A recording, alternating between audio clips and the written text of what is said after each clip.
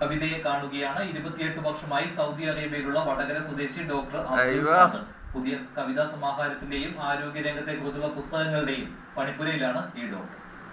ആരോഗ്യരംഗത്ത് സമൂഹവുമായി സംവദിക്കാൻ നല്ല മാധ്യമമാണ് കവിതയെന്ന് വിശ്വസിക്കുന്ന വ്യത്യസ്തനായ ഒരു ഡോക്ടർ.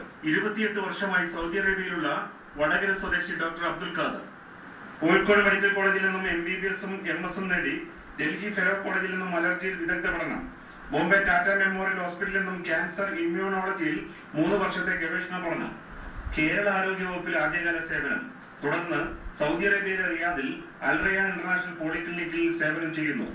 ദേശീയ അന്തർദേശീയ പ്രസിദ്ധീകരണങ്ങളിൽ ആരോഗ്യ സംബന്ധമായ ലേഖനങ്ങൾ, പ്രത്യേകിച്ച് ക്യാൻസർ ഇമ്മ്യൂണോളജിയെ കുറിച്ചുള്ള പഠനങ്ങൾ പ്രസിദ്ധീകരിച്ചിട്ടുണ്ട്.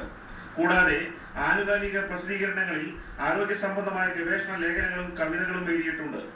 ഡോക്ടറായ അബ്ദുൽ ഖാദർ കവിതയെ സ്നേഹിക്കാൻ തുടങ്ങിയത് തന്റെ ജീവിത അനുഭവത്തിൽ നിന്നുമാണ്.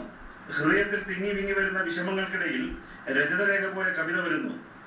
അത് എഴുതുമ്പോൾ ഒരുപാട് ഭാരം ഇറക്കി വെച്ച പ്രതീതിയും. ബിഷഗ്വരിന്റെ സേവനത്തിന്റെ ഭൂമികയാണ് കവിത. അയാളുടെ സ്നേഹവും അയാളുടെ സേവനവും സമൂഹത്തിൽ എത്തിക്കാനുള്ള ഒരു വഴിയായി ഞാൻ കവിതയെ കാണുന്നു. ഡോക്ടറും പരിസരവും ജനങ്ങളും അയാൾ താമസിക്കുന്ന സ്ഥലവും എല്ലാം ഉൾക്കൊള്ളാൻ ഉള്ള ഒരു വഴിത്തിരിവ്, ഒരു സന്തോഷാവഹമായ ഒരു മാധ്യമമാണ് കവിത. നിശബ്ദതയിലും കവിതയുണ്ടെന്ന് വിശ്വസിക്കുന്ന ഡോക്ടർ ഏറ്റവും കൂടുതൽ ഇഷ്ടപ്പെടുന്ന കവി വള്ളത്തോളാണ്. ഡോക്ടറുടെ പുതിയ കവിതാ സമാഹാരം പുറത്തിറക്കാനുള്ള തയ്യാറെടുപ്പിലാണ് ക്ലിനിക് മാനേജ്മെന്റും സഹപ്രവർത്തകരും. പേഷ്യൻസിനോടുള്ള ഇടപെടലായാലും പിന്നെ പുള്ളിക്ക് സ്വന്തം പേഴ്സണലായിട്ടുള്ള പുള്ളിയുടെ കവിത രചന, മാപ്പിളപ്പാട്ട് രചന, പുള്ളി കുറെ കാസറ്റുകൾ ഇറക്കിയിട്ടുണ്ട്.